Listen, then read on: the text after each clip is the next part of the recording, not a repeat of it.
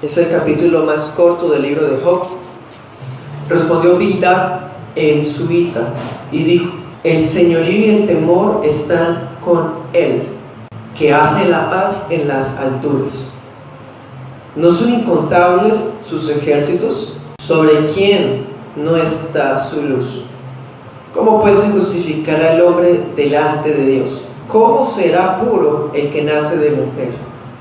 Si ni aun la misma luna es resplandeciente, ni las estrellas son puras delante de sus ojos, cuánto menos el hombre, ese gusano que es el Hijo del Hombre. Ya casi es un debate muy acalorado. El uno responde al otro, el otro se defiende, el otro lo toma personal y así sucesivamente. En este momento el que está hablando es Bildad. Y Bildad está atacando a Job, porque en el capítulo anterior Job está diciendo que él quiere ir ante el tribunal celestial porque él es inocente. Entonces para Bildad, hermanos, eso es algo insólito, no es posible. Entonces vemos, hermanos, este discurso de Bildad, que es muy corto, pero es quizás uno de los más directos de todo el libro. Es una reacción muy fuerte porque Job quiere estar delante del tribunal, y Bildad, cuando escucha eso, reacciona en celo de Dios para humillar ese orgullo aparente que está en Job.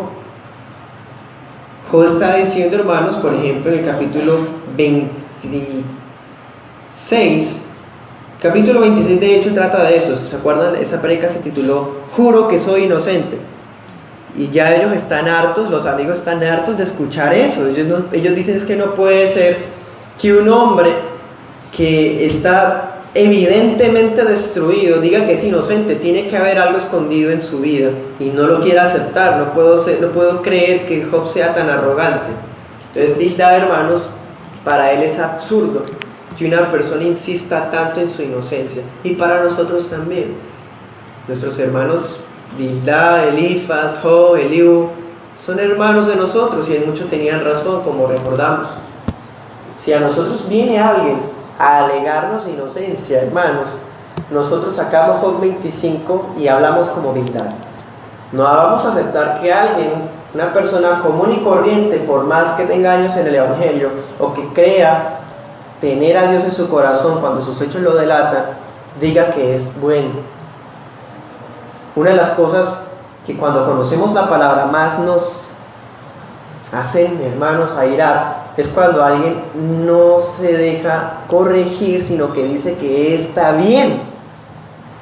Usted y yo, como hijos de Dios, cuando estamos mostrando el error por medio de la palabra y la persona se cierra, para nosotros es una de las cosas que más molestas pueden haber, porque en realidad no queremos imponer nuestro orgullo. Lo que queremos es que la persona reciba aquella gracia que un día nosotros también recibimos. Pero esa persona no se da cuenta porque cree que está bien. Esa es la cosa más desgraciada que puede haber en el universo, hermanos. Porque si la persona está bien, pues no necesita el Evangelio. Entonces para Bildad es absurdo, para nosotros también lo es. Que alguien insista tanto que es bueno, que es justo, que nunca ha hecho daño a la gente, que es mejor que otros. Para nosotros ese discurso es absurdo y ridículo. Bueno, está claro para todos. Cuando mirábamos el libro de Job, vimos que Elifaz, Bildad, Zofar, Job, Eliú y Jehová Dios, todos están de acuerdo que el ser humano es malo. Todos tienen en común la doctrina de la total depravación. Todo el libro de Job tiene en común que el ser humano no es puro. Absolutamente todos los personajes lo creen. Bueno, para los personajes del libro de Job y para nosotros también, el ser humano está radicalmente corrompido por el pecado. Y para ello, hermanos, la solución tiene que ser externa, o sea, por la gracia y la redención que es en Cristo Jesús. Entonces, en este capítulo, Bildad quiere convencer a Job de su error doctrinal e instarlo a reconocer su propia maldad. Al ver a Job, sabemos que cuando él dice inocente, él no está diciendo que es inocente de pecado. Él no está diciendo que él es puro, de que nunca jamás haya pecado. Así lo interpretaron ellos. Eso también es un inconveniente muy común, hermanos, que en eso no estamos de acuerdo con los amigos de Job, en este caso con Bildad. Ellos están interpretando y tergiversando a Job. Job no ha dicho que él es inocente de pecado. Él lo que está diciendo es que es inocente de todas las calumnias que le están diciendo. Pero ellos tuercen todo lo que Job dice. Por eso les decía, es casi un debate apasionado, unos contra otros. El otro responde a lo que el otro dice y así sucesivamente, hermanos. Miren que eso ocurre entre hermanos. Los hermanos tenemos esa costumbre. Muchas veces, incluso en parejas, pasa que se termina alegando por algo que nadie dijo. Versículo 1. Entonces Bildad el suita respondió. Esta intervención de Bildad es la última vez que un amigo interviene. Más adelante sigue cuando Job se defiende, que es el discurso más largo de Job, y luego aparece en escena un cuarto personaje que aparentemente era misterioso, que es Eliú. Pero Bildad cierra como con broche de oro, y recordemos que después de Bildad seguía Zofar, ¿no? Pero Zofar al fin no, dijo, no, ya este hombre no, nadie lo puede sacar de ahí, y desistió de hablar. Pero bueno, eso está en otra enseñanza. Entonces vemos, hermanos, que aunque es una discusión muy acalorada, el propósito principal de Bildad es hacer una corrección doctrinal. Cuando estudiamos el libro también nos dábamos cuenta de eso. Hay veces que las personas necesitan una palabra de ánimo y de consuelo y no una corrección doctrinal. O sea, los amigos de Job están dándole clases de teología a Job cuando él está destruido completamente. Pues la teología es verdad y es buena, pero todo tiene su tiempo. Ese es, hermanos, uno de los propósitos de los amigos. También recordemos que aunque su intención está equivocada porque quieren hacer convencer a Job de que él es malo, culpable de todo lo que ellos lo están culpando, las doctrinas de ellos son sanas, completamente bíblicas. Esto es un ejemplo, versículo 2. Dios es poderoso y temible. ¿Es eso verdad o no? Claro que amén. Claro que es verdad. Dios impone la paz en los cielos, soberanía divina. Eso es teología pura, sana. Miren el propósito de Bildad. Para él y para nosotros también. No es posible reconocer la grandeza de Dios. No es posible reconocer la santidad de Dios sin primero reconocer nuestra propia bajeza natural. Entre más inflado esté el ego de una persona, para él Dios es más pequeño. Pero entre más pequeños nos veamos a nosotros, más viles, más grande es Dios. Eso es la intención de Bildad. Por eso él en este capítulo no quiere tanto humillar a Job directamente, porque no le está diciendo tú eres un gusano, arrepíntete, tú tal cosa, no. Está exaltando a Dios como grande, y al final dice el hombre es gusano, 2 veces. Ese es el evangelio. Así es la predicación bíblica. Humilla al hombre y exalta a Dios. O más bien, exalta a Dios y humilla al hombre. Bueno, entonces miremos también, por ejemplo, en el versículo primero, en el versículo 2 dice, el señorío y el temor están con él. Hay una reverencia tan especial en Bildad que se refiere a Dios en tercera persona, dice él. En hebreo la partícula él significa Dios. Pero vemos reverencia. Una manera de destacar lo que él está hablando es ser reverente, cómo uno habla del Señor, cómo uno se refiere a Dios. Entonces estamos mirando, para conocer la grandeza de Dios, debo reconocer mi bajeza.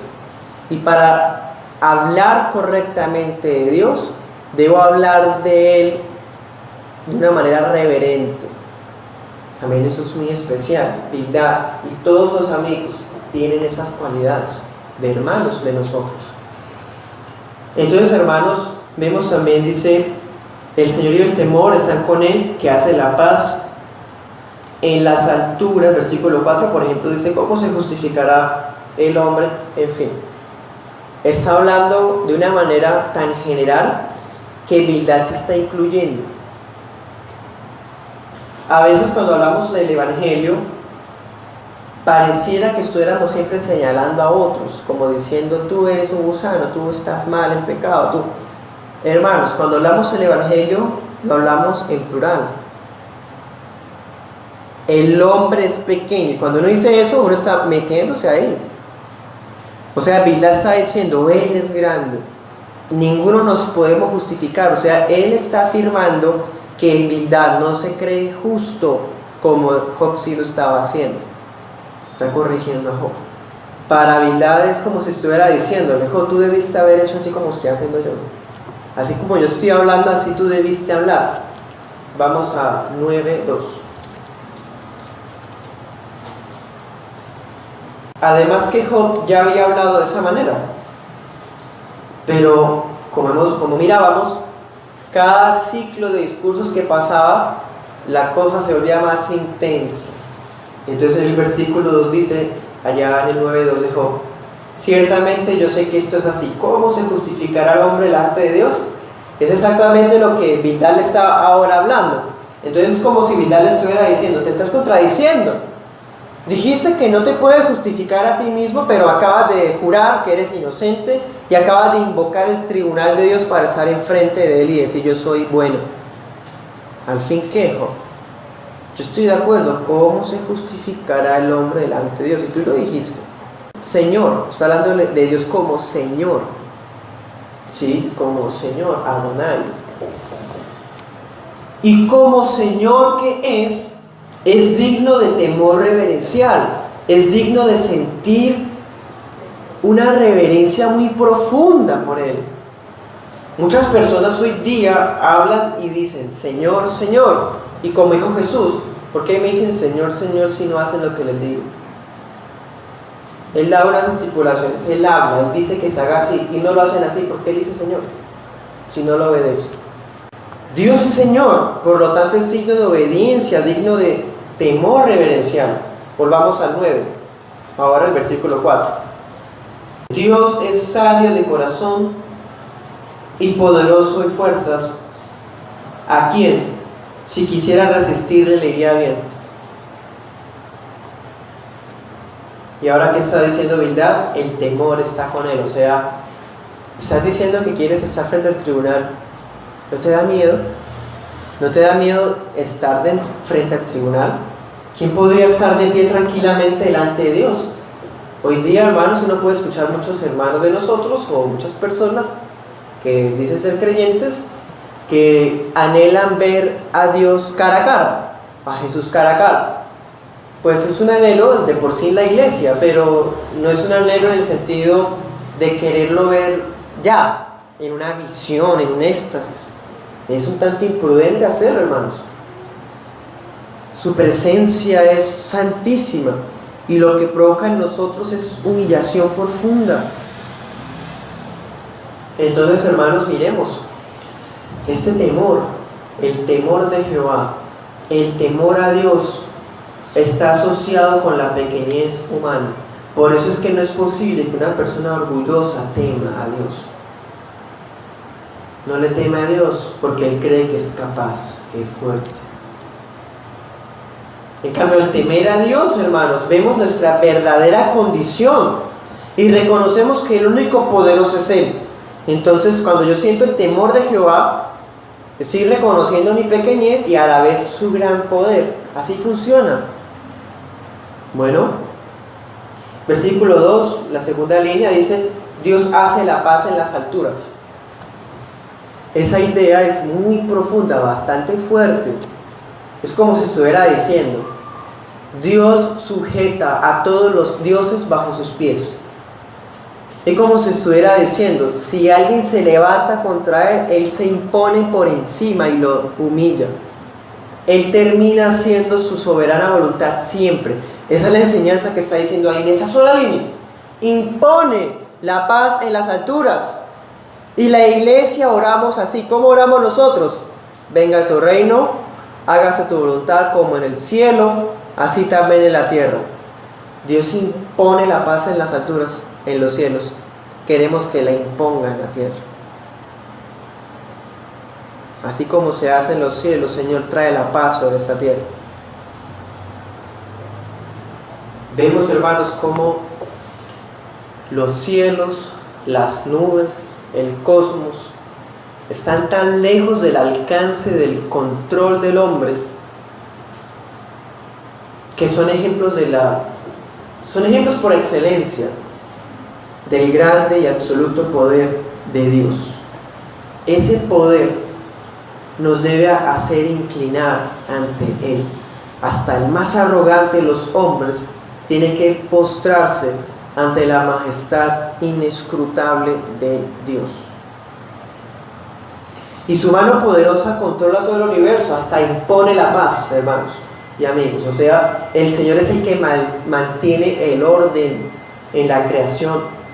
Él es el que somete todo dominio bajo sus pies. Y ahora se lo somete a los pies de Jesús. Como está escrito en el Salmo 110:1, dijo el Señor a mi Señor: siéntate a mi diestra hasta que ponga a tus enemigos por debajo de tus pies, por tarima de tus pies. El Padre impone el poder de Cristo, y todo enemigo, toda humanidad, todo poder, el Padre lo hace postrarse ante los pies de Jesús. Entonces, hermanos, esto es verdadera adoración. ¿Y qué tan poca es la que nosotros damos?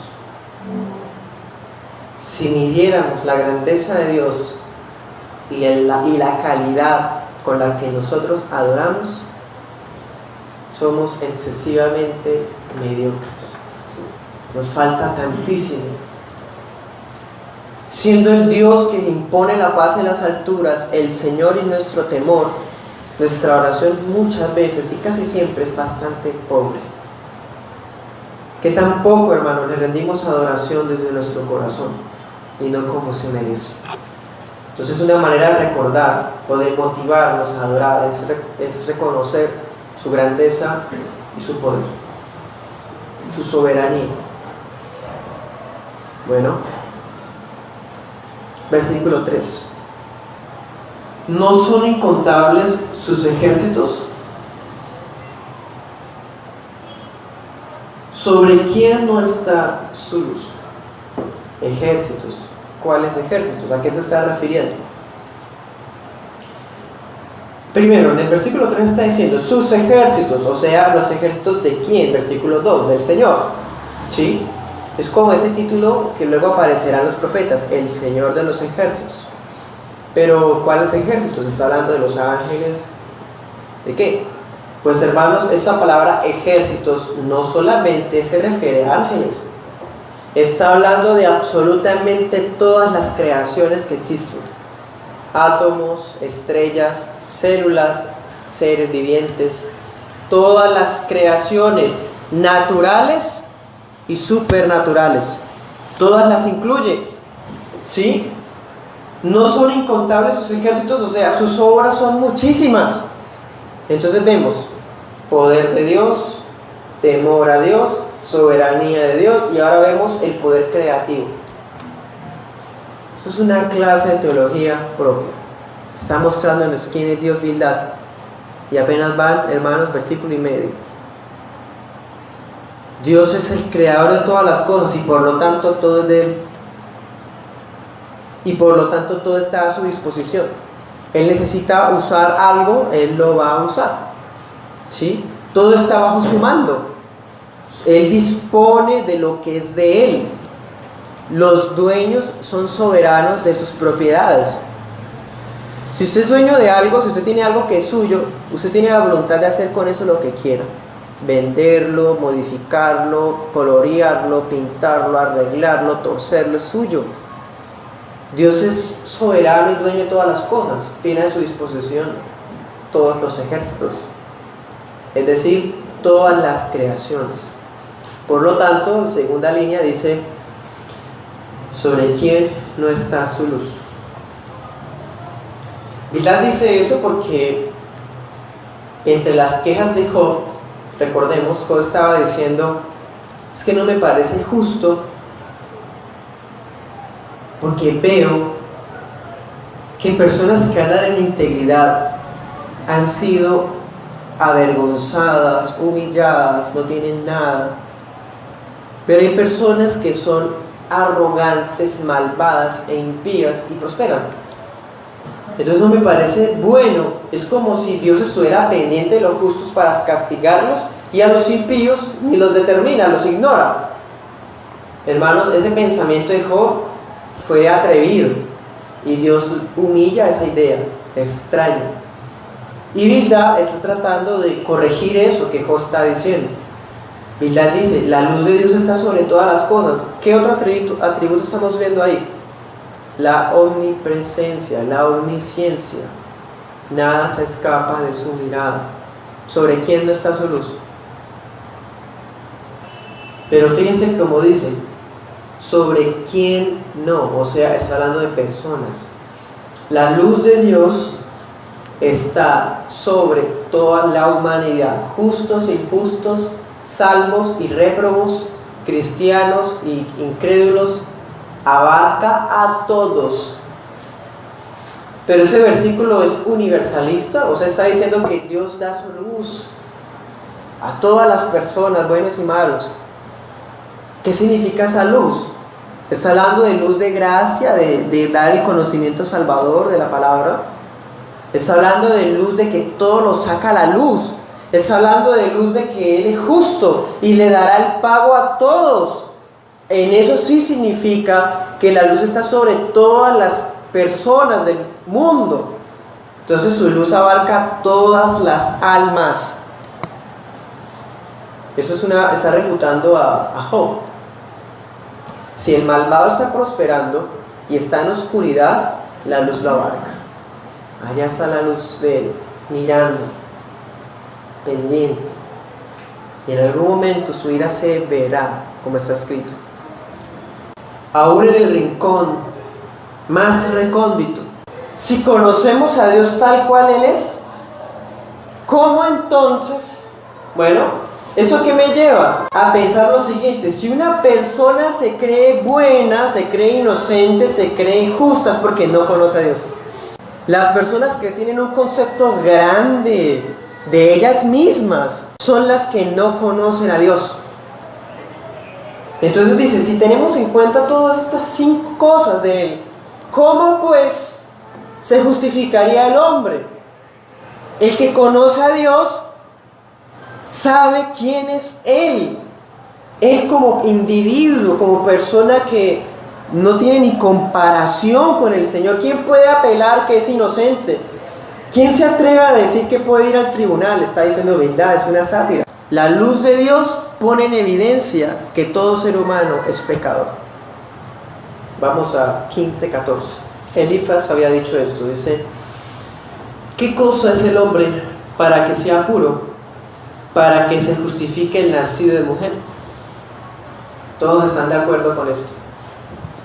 Elifaz, el líder, había propuesto esta doctrina también. ¿Qué cosa es el hombre? ¿Ven? Ahorita Bildad había dicho gusano y ahora Elifaz dice cosa. ¿Qué cosa? ¿Sí? La misma idea. Miremos 14:4 también. ¿Quién hará puro lo inmundo? Nadie.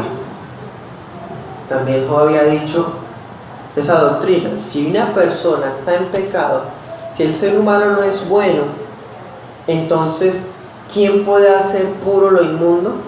En otras palabras, ninguno podemos hacer nada que haga que nos volvamos santos o nos volvamos puros.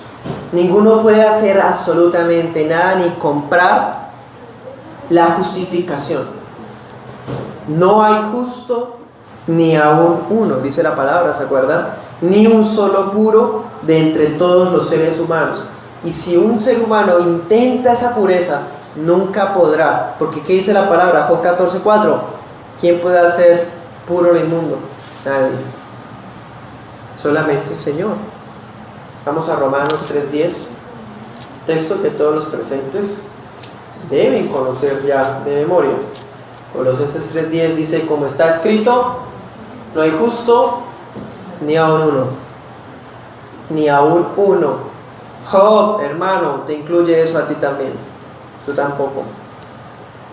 Hermano Bildad, tú tampoco. Hermanos presentes, empezando desde mí. Ninguno. Ninguno. Ni aún uno. Entonces, si alguien afirma que sí, está mintiendo. Bueno,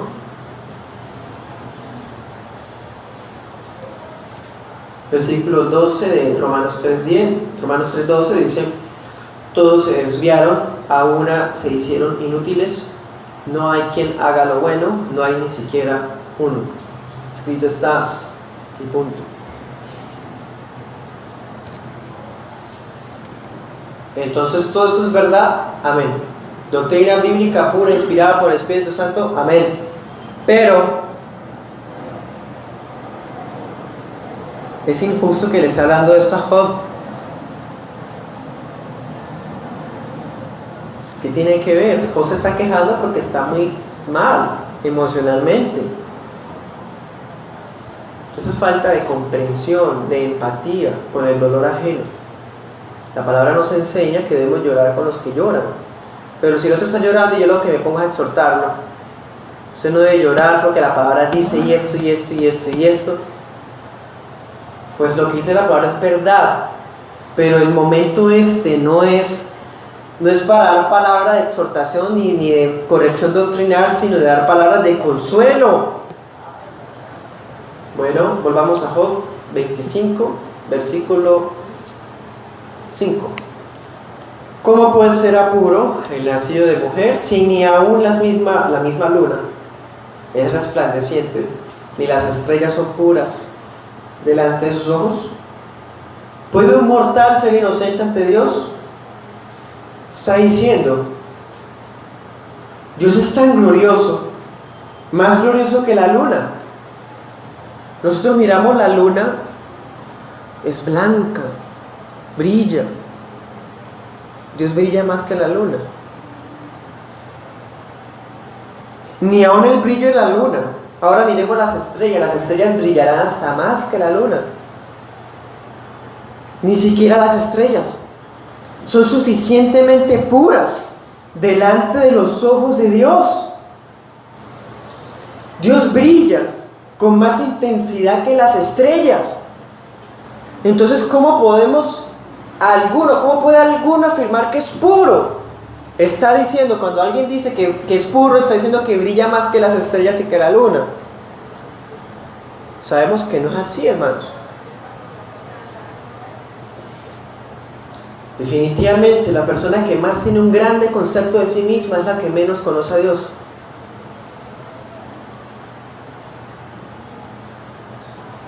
Vamos a 15:15 de Job. Dios no confía en sus santos, ni aun los cielos son puros delante de sus ojos. Estos astros son mencionados, la luna, las estrellas, porque son blancas.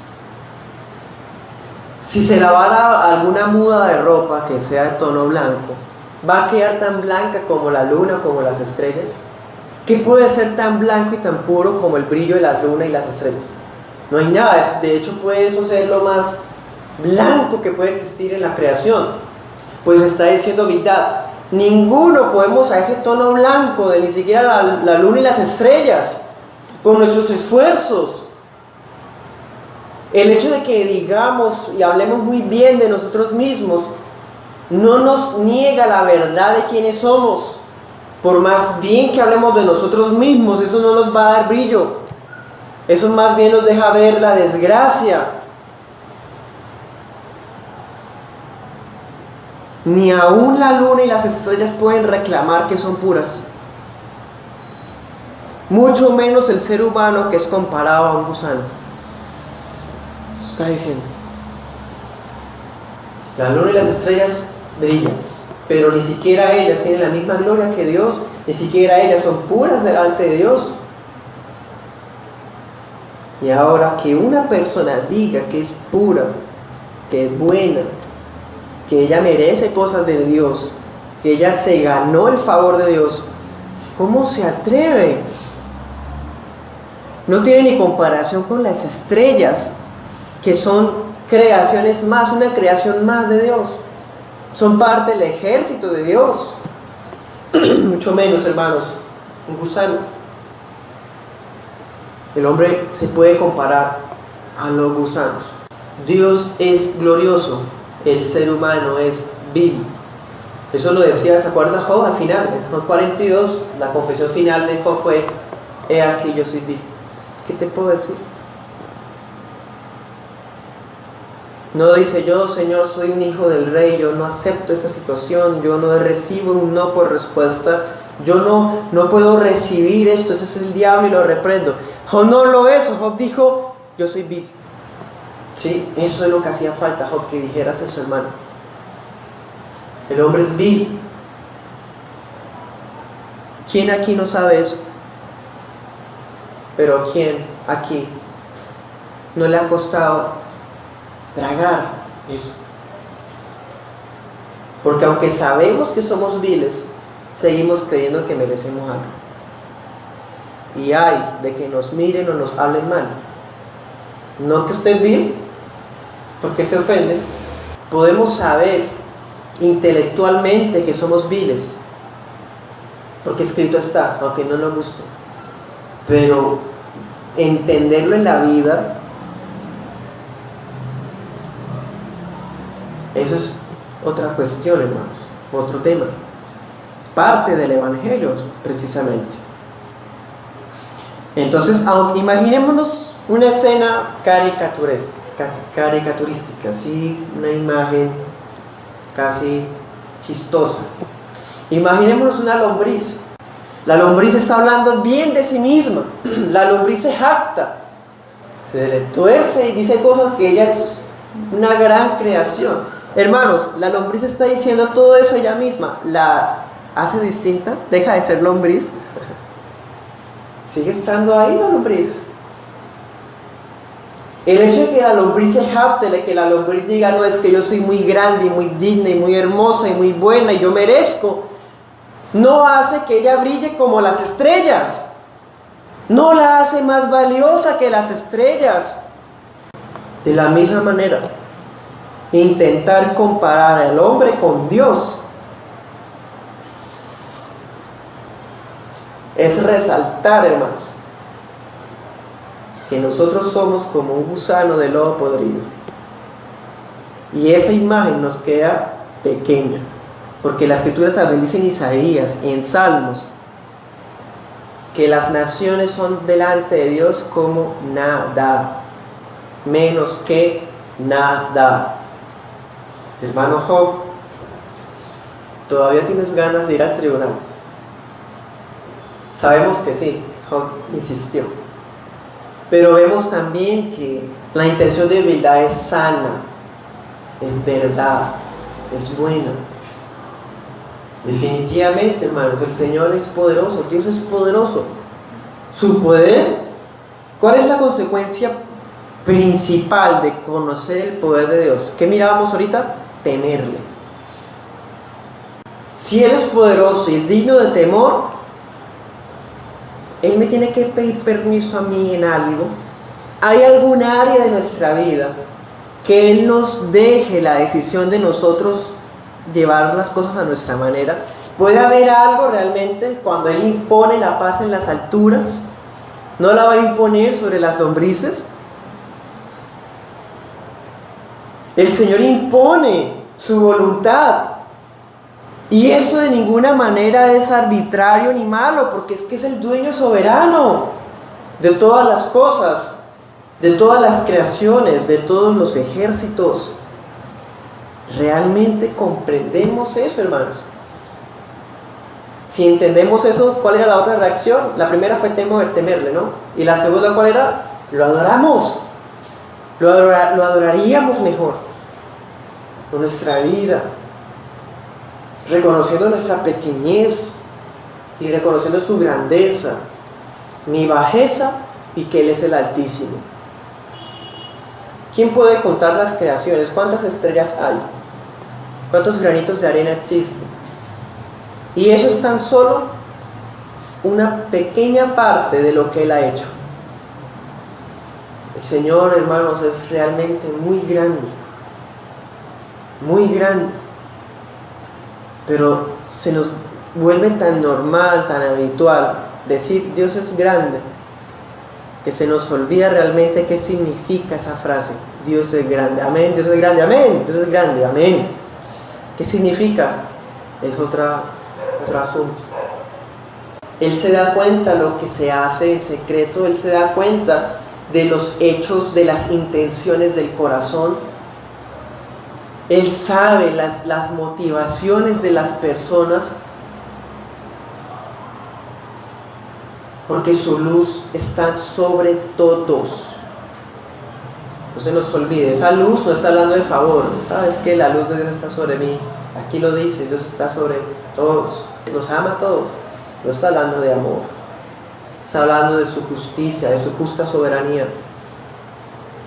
Bueno, entonces, entendiendo todo eso, por lo menos de alguna manera, ¿cómo alguien puede decir que es inocente? Pues hermanos, los seres humanos somos las criaturas más insolentes en todo el universo. Usted nunca ve en la escritura a un demonio diciendo que él es bueno, que merece, que es justo. En cambio usted ve seres humanos que dicen que sí. Dice, ¿se acuerdan? Allá en Lucas está el fariseo y el publicano, una parábola muy conocida, pero muy pintoresca también de esto. El fariseo dice, Dios, gracias, porque yo no soy como este publicano. Yo sí, diezmo, ayuno, hago, digo, soy, pienso, siento, creo, yo. Lucas 18 dice que él estaba hablando solo. En cambio el otro, el publicano, ¿qué es lo que hacía? Ni siquiera era capaz de alzar la cabeza. Sé propicio a mí, pecador. ¿Qué dijo Jesús allá en Lucas 18?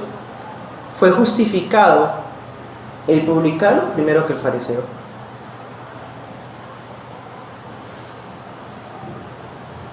Entonces, hermanos, un gran paso, muy especial, una señal de la gracia hecha realidad, la gracia del Evangelio hecha realidad en una persona es cuando su concepto de sí misma se va y se sujeta a lo que está escrito. Versículo 6, allá de Job. Dice, ¿cuánto menos? ¿Menos en qué sentido? ¿Qué había dicho ahorita? Dice, ni la luna ni las estrellas son puras. O sea, está hablando de la pureza. Entonces está diciendo, ¿cuánto menos puro es el hombre, el ser humano? El hombre es genérico, aquí es el ser humano, hombres, mujeres, ancianos, niños, poderosos, pobres, incluyendo justos, injustos. ¿Cuánto menos el hombre, ese gusano? Miren cómo va aterrizando, cómo va concluyendo, ¿no? Dios es Señor y es temible, y termina diciendo, el hombre es gusano. ¿Cómo conlleva una cosa a la otra? Por eso, hermanos, es que muchas sectas que es al contrario, el hombre es muy grande, Dios empieza a ser como casi el mismo nivel. Muchas sectas por eso se les facilita decir que el ser humano cuando muere se vuelve un Dios. Precisamente por eso, al exaltar al hombre de una manera antibíblica, porque una cosa conlleva a la otra.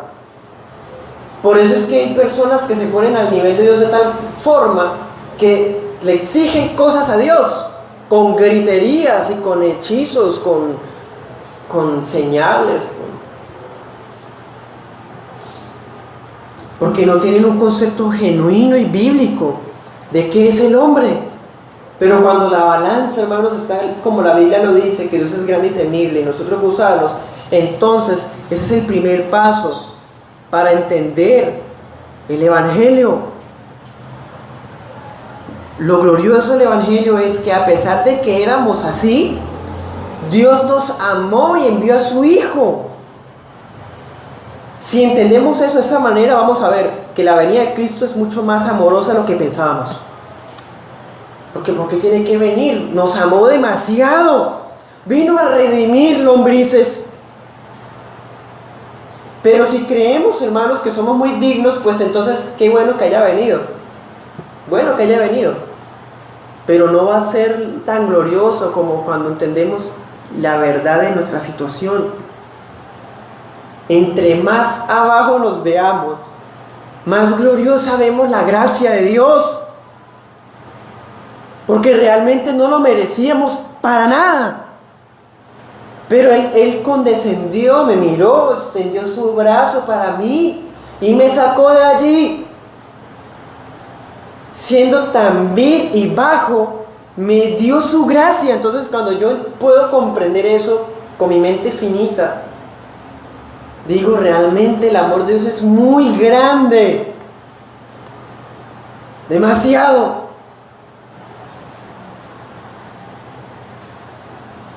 Y no me da derecho entonces a jactarme de nada. Por eso dice la palabra en Corintios, ¿se acuerdan? El que se quiera jactar, el que se quiera gloriar, gloríese en el Señor. ¿Qué dice Jeremías? El sabio no se jacte, no se alabe de su propia sabiduría, sino de conocerme a mí. Ahora sí, hermanos, podríamos jactarnos. ¿En qué? En el Señor. Gloriarnos, ¿en qué? En el Señor, en conocerlo. Ese es, hermano, nuestro estandarte. Nuestro motivo de gloria es conocerlo a Él. Job fue escrito aproximadamente siglo XV a.C. Los sucesos del libro son muy antiguos, hace muchos siglos atrás. Y vemos entonces cómo la doctrina de lo que después se llamaría la total depravación estaba en boca de hombres de hace más de 30 siglos. Por lo tanto, esas doctrinas, estas palabras, no son palabras calvinistas meramente o producto de hombres, sino dado por Dios en su palabra. Así es. El Espíritu Santo nos deja estas líneas, nos deja esta descripción para que no se nos olvide quiénes somos, de dónde el Señor nos sacó. El Espíritu Santo nos da esta descripción. Esto es un curso de antropología bíblica. ¿Qué es el ser humano? ¿Qué es el ser humano? Versículo 6. Comparados con él, las personas son gusanos. Nosotros los mortales somos simples lombrices, dice la traducción viviente. Nuestra condición baja en la que estábamos antes, ¿para qué éramos útiles? Eso es fuerte, hermanos, radical. Y el problema es que si creemos que no somos así pequeños, entonces vamos a creer que somos útiles. Si creemos que somos útiles delante de Dios, si somos útiles en el sentido de que podemos hacer las cosas independientes de Dios, entonces podríamos caer en el grave error de confiar en nuestras propias obras. Entonces, por eso el Espíritu Santo, hermanos, nos insiste tanto en esto. Y amigos, de que si confiamos en nosotros mismos, entonces vamos a confiar en nuestras obras.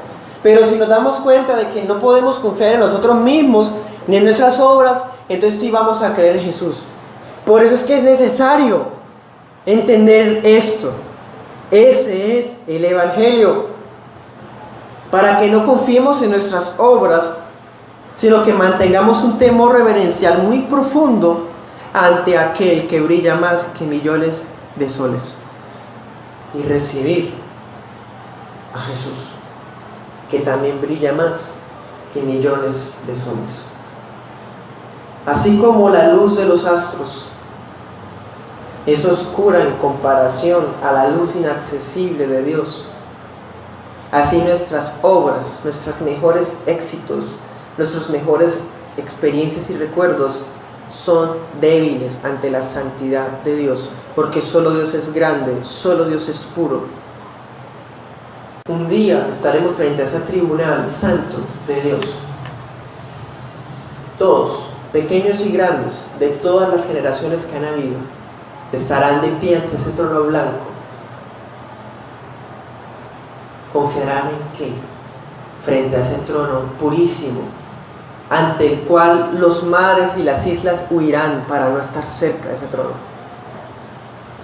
¿En qué va a estar? ¿En qué va a reposar nuestra confianza? ¿En quién? ¿En lo que usted hace? ¿En su familia? ¿En usted mismo? ¿Usted va a confiar en eso frente al trono celestial? ¿Confiar en lo que hice, en lo que no hice, frente a ese trono que brilla más que los soles? Hermanos, si nuestra confianza estuvo en Jesús, en el único justo, en el único poderoso, en el único temible, en el único puro nacido de mujer, en el único que es inocente ante Dios, en el único que es más glorioso que la luna, en el único que brilla más que las estrellas, en el único que no es un gusano, aunque se humilló, tomó nuestra forma, es el Hijo de Dios. Si confiamos en Jesús, estaremos confiados ante ese trono celestial. Y los mares y las islas huirán, pero nosotros no tendremos ningún temor, porque estaremos justificados delante del Señor por Cristo. ¿Cómo se justificará ante el hombre? Ante el Señor el hombre que es nacido de mujer, ¿por sus obras? Nadie. Pero por Cristo, todo aquel que tenga la fe en Él será justificado delante de ese trono celestial. Pero aquel que confía en otro o en sus propias obras tendrá que vérselas y comparar lo que hizo con la obra de aquel que brilla eternamente. El capítulo 25 es Bildad hablando, ¿sí? Pero es tan corto y se parece tanto a lo que dice 26, 5 al 14, que pareciera que Job hubiera interrumpido a Bildad y se detiene y Bildad sigue hablando. Eso es una teoría, hermanos, que muchos eruditos afirman que es así. Incluso muchas versiones de la Biblia así ya lo traen. Pero nosotros, como la Biblia nos lo dice, preferimos seguir hasta tal cual. Por lo tanto, nuestra postura va a ser la siguiente. Es Job el que está hablando. Bueno, del versículo 1 al versículo 14. De todas maneras, del 5 al 14, si fuera Bildad, no hay contradicciones en ningún sentido. ¿Bien? Job quiere hacerle ver a Bildad que todo lo que Bildad dijo, él ya lo sabe. Y como ya sabe todo eso que le ha dicho, no le ayuda en nada. El capítulo 25 de Job es un capítulo muy hermoso, ¿se acuerdan? Es cortico, pero habla muchas cosas impresionantes. Y por eso empieza desde el versículo 1 hasta el versículo 4 con unas palabras muy directas, muy fuertes, hablando con un tono sarcástico. Es un sarcasmo, mira lo que está diciendo. ¿Qué manera de ayudar a los indefensos? ¿Sí? Versículo 3. Iluminaste mi estupidez. Versículo 4. ¿De dónde sacaste frases tan sabias? ¿Sí? Está hablando de forma sarcástica, está enojado Job, bastante, como nunca. ¿Sí? En este punto. Miremos otras ocasiones atrás, miremos 6:11. No tengo fuerzas para seguir. No tengo nada por lo cual vivir. ¿Tengo yo la fuerza de una roca?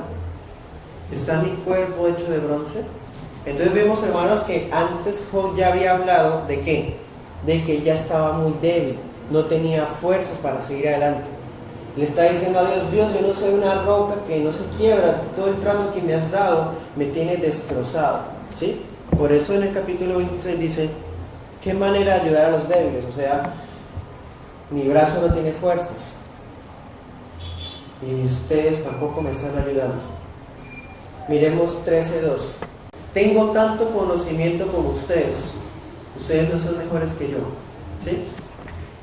Ahora en el capítulo 26 está diciendo: ustedes con sus frases están alumbrando mi estupidez, o sea, me creen tonto, creen que yo no supiera las cosas que ustedes saben, yo las sé, ¿sí? No se crean mejores que yo. Ya lo había dicho en el 13:2, pero ahora en el 26 lo dice, hermanos, ya atacando a los amigos, porque estas personas no tienen misericordia, no están hablando con compasión a él, a pesar de su situación. Entonces vemos, hermanos, que Job ha afirmado con anterioridad que se siente sin fuerzas, pero aún así no es ignorante cómo ellos han querido hacerlo ver. Es así, hermanos, como ustedes y yo debemos aprender a hablar. Independientemente de la inspiración y la elocuencia, tenemos que hablar basados en la sabiduría de lo alto. Vemos, hermanos, que los amigos de Job tienen a su amigo ahí enfrente y tienen la oportunidad de ayudarlo, de darle la mano, darle consuelo, hablarle palabras de aliento. Pero no, lo que empiezan a hacer es mostrar cómo saben tanto, cómo se expresan de bien los señores, a mostrar que son muy elocuentes y se inspiran y hablan. Hermanos, a la gente en necesidad no le importa qué tan bonito usted hable. A la gente en necesidad le importa es la calidad de las palabras que usted dice, que si son de aliento, que si son de nuevas fuerzas, que si son de ánimo. Eso es lo que la gente realmente necesita. ¿Sí? Esa es la queja que Job tiene contra los amigos de él. Y nosotros, hermanos, no podemos hablar basados en elocuencias o palabras bien estructuradas y nuestras opiniones pobres y miserables. A la gente, hermanos, no les importa eso. Y tampoco su opinión va a servirle para nada a las personas. ¿Qué necesitan las personas? La palabra de Dios. Entonces la palabra de Dios será, hermanos, la única cosa que puede consolar al corazón atribulado. La palabra de Dios es la única cosa que puede dar nuevo ánimo a una persona desanimada. La palabra de Dios. Entonces, como cristianos, cuando tenemos enfrente la oportunidad de dar una palabra de aliento, de ánimo, de consuelo, debemos hacerla con base en la palabra. ¿De dónde sacaste esa inspiración para hablar? Le pregunta a Bildad. ¿De algún espíritu? Miremos cómo es sarcástico. ¿Por qué le habla así? Recordemos, 14:4. ¿Qué había dicho Bildad reciente? Que el ser humano, el que es nacido de mujer, no puede ser puro. Luego le dice, ¿qué espíritu te inspiró, Bildad? ¿Quién habló de espíritus? Elifaz. Elifaz, ¿se acuerdan? Había dicho que un fantasma le había hablado, que le había susurrado. O sea, lo que Job le está diciendo a Bildad es, usted solamente sabe hablar lo que Elifaz dice. Usted no tiene criterio propio.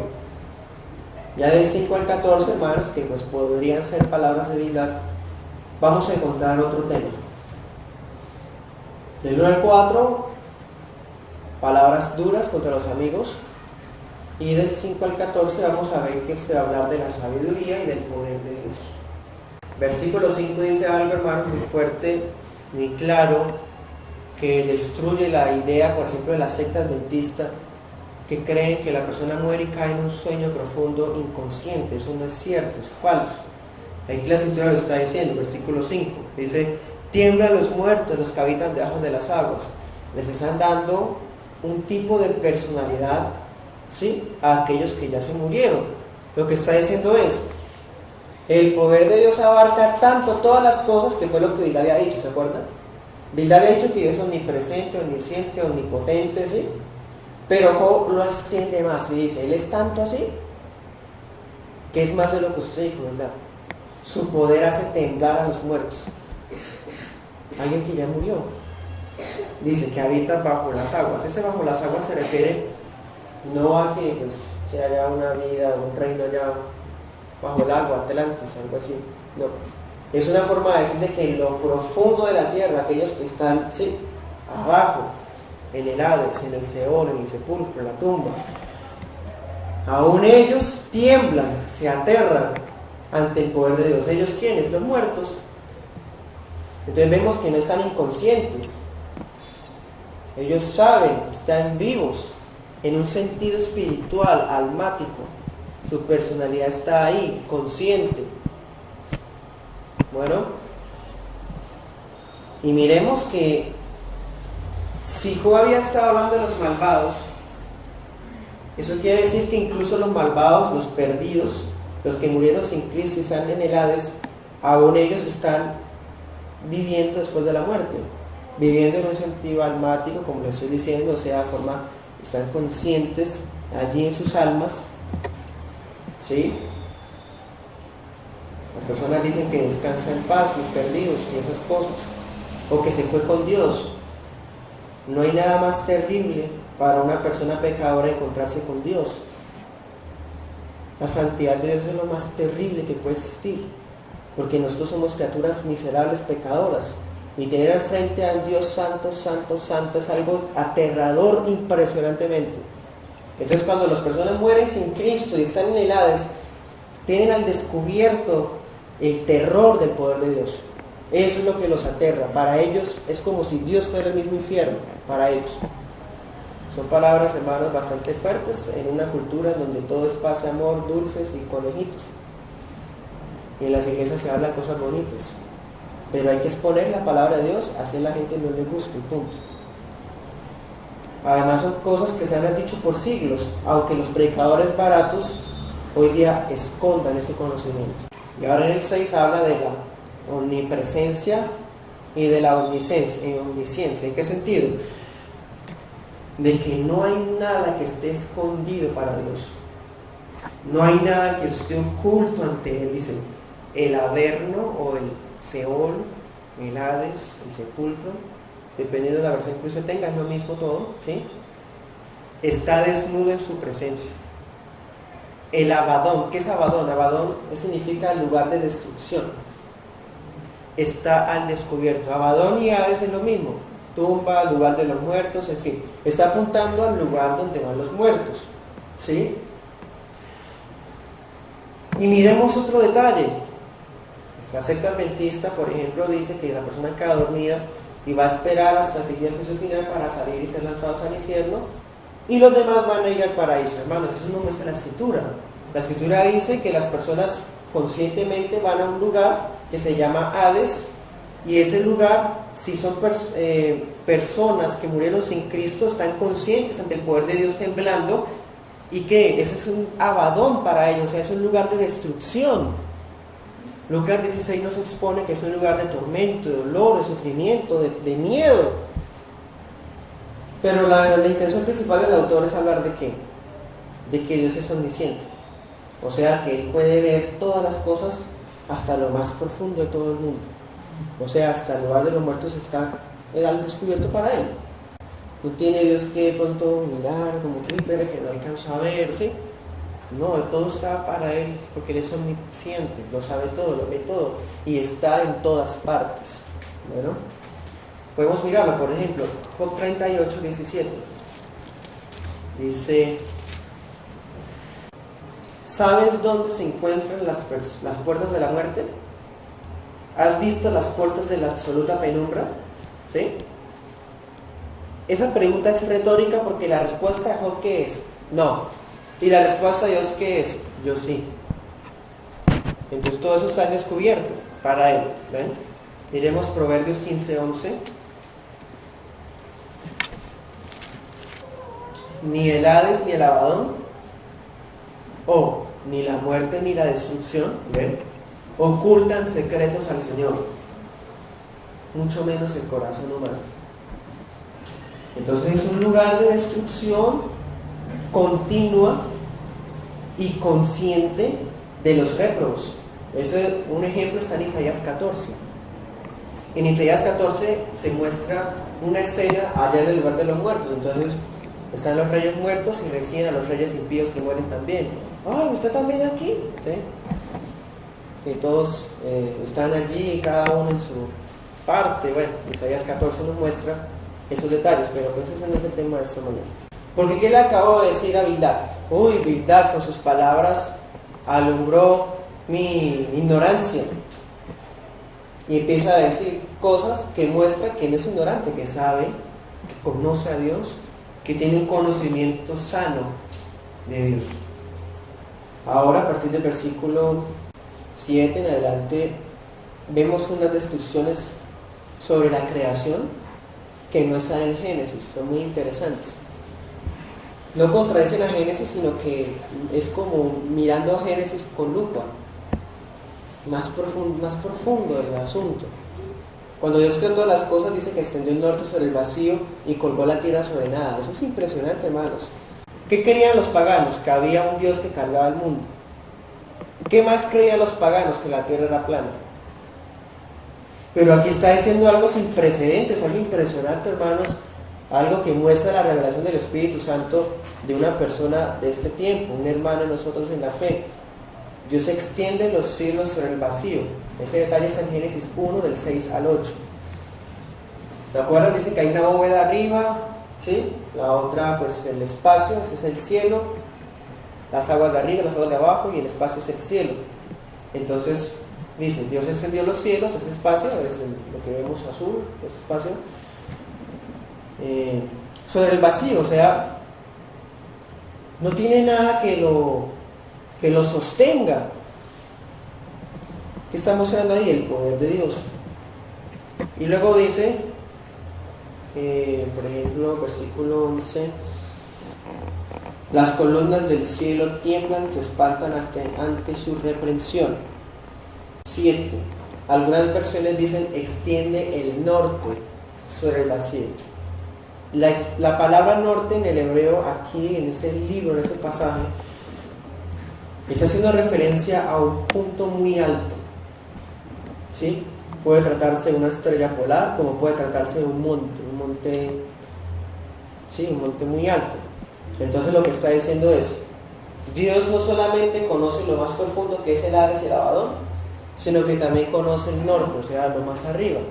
Para Él no hay nada escondido, ni de arriba ni abajo, todo para Él está muy claramente expuesto, ¿sí? Recordemos que en los tiempos de antes, el norte, y aún todavía con las brújulas y hasta los GPS, tienen como guía de orientación geográfica y marítima el norte. Entonces vemos, hermanos, cómo todo esto ya estaba aquí dicho en las Escrituras.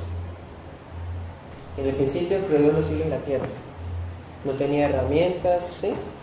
No tenía unos planos, no, todo fue de la nada, ex nihilo.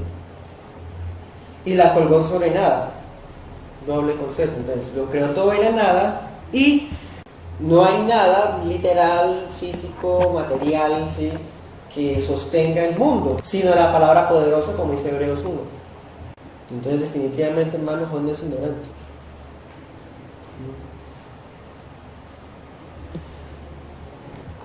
Nunca debemos subestimar a las personas, y menos a los hermanos. Más bien, no subestimemos a los hermanos. Entonces vemos, hermanos, que está hablando Job de cosas que para nosotros son invisibles: el Seol, el Abadón, el norte, la nada. Para nosotros todo eso es invisible. Entonces Dios tiene poder y control sobre las cosas invisibles, pero también tiene poder y control sobre las cosas visibles. ¿Cuáles? Versículos del 8 en adelante. ¿De qué va a hablar? Aguas, nubes, luna, ¿sí?, luz, tinieblas, el mar, la bestia marítima, los cielos. O sea, Dios tiene poder y control sobre las cosas invisibles y también sobre las cosas visibles. O sea, Dios muestra su poder, su gran sabiduría, su gran poder de arquitecto y diseñador inteligente, todopoderoso, a través de las cosas que son invisibles como las que sí son visibles. Por ejemplo, versículos 8 al 9. Él hace que las nubes contengan agua y el agua no rompa las nubes. ¿Cuántas toneladas métricas, ¿sí?, de agua contiene una nube? No se rompe la nube, sino en el momento en el que está para llover, ¿sí? Eso, hermanos, es algo que está narrando aquí el libro. Versículos 10 y 12. El mar. Hermanos, el mar es algo terrible, enorme, impresionante. ¿Por qué no se sale de ahí? Dice Dios: yo detengo la arrogancia de tus olas y les digo, hasta aquí. O sea, la playa, hermanos, no peligra si no es por orden de Dios, porque las cosas están sujetas al dominio absoluto del soberano de todas las cosas. Versículo 11. La luz. Y en ese versículo, hermanos, hay un detalle que no se descubrió sino hace unos años. y es que la luz tiene camino. Entonces se dispara una luz y se reparte por 7 colores, ¿sí? Versículo 10, en la Reina Valera lo dice más fácil, el camino de la luz, ¿sí?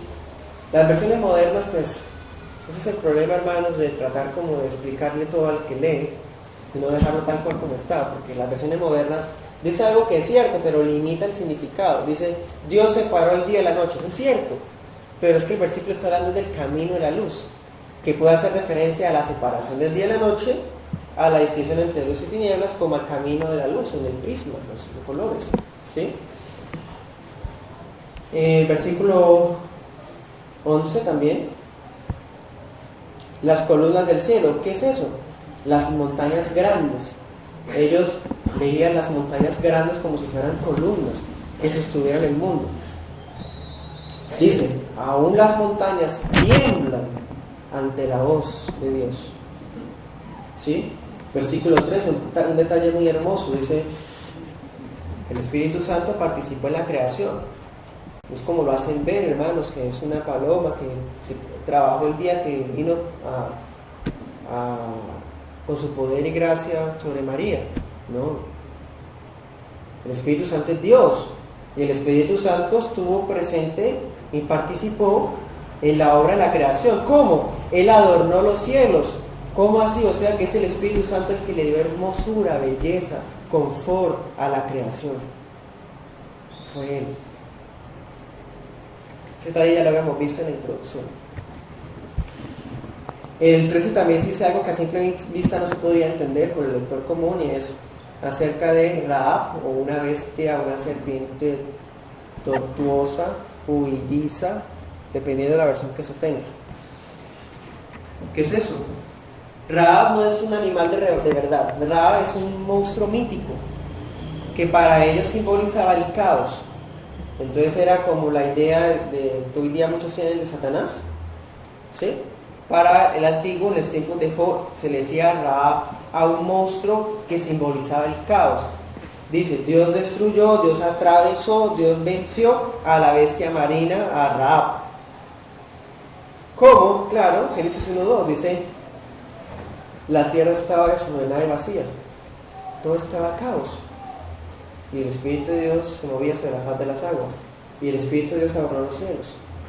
¿Sí? Vemos la conexión perfecta que hay en las Escrituras.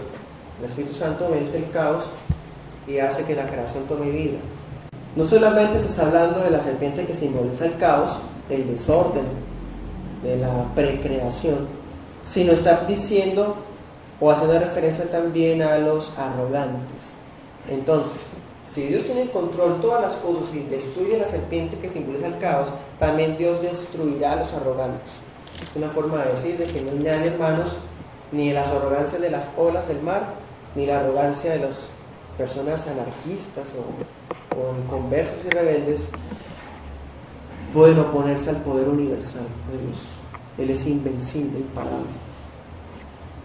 Versículo 14, y dice Job, y todo esto es tan solo un poquito acerca de Él, porque su sabiduría es inescrutable, o sea, no sabemos nada, sabemos muy poco.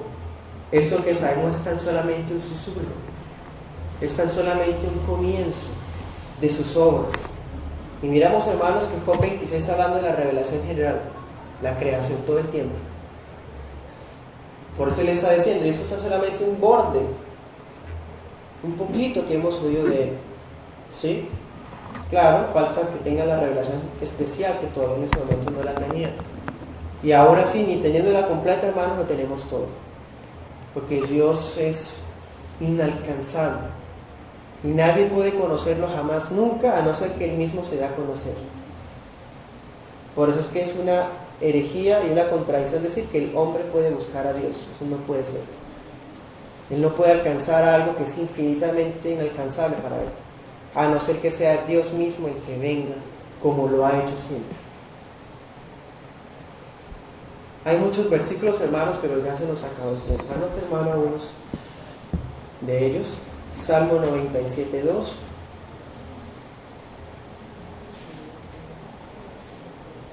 Isaías 51:15.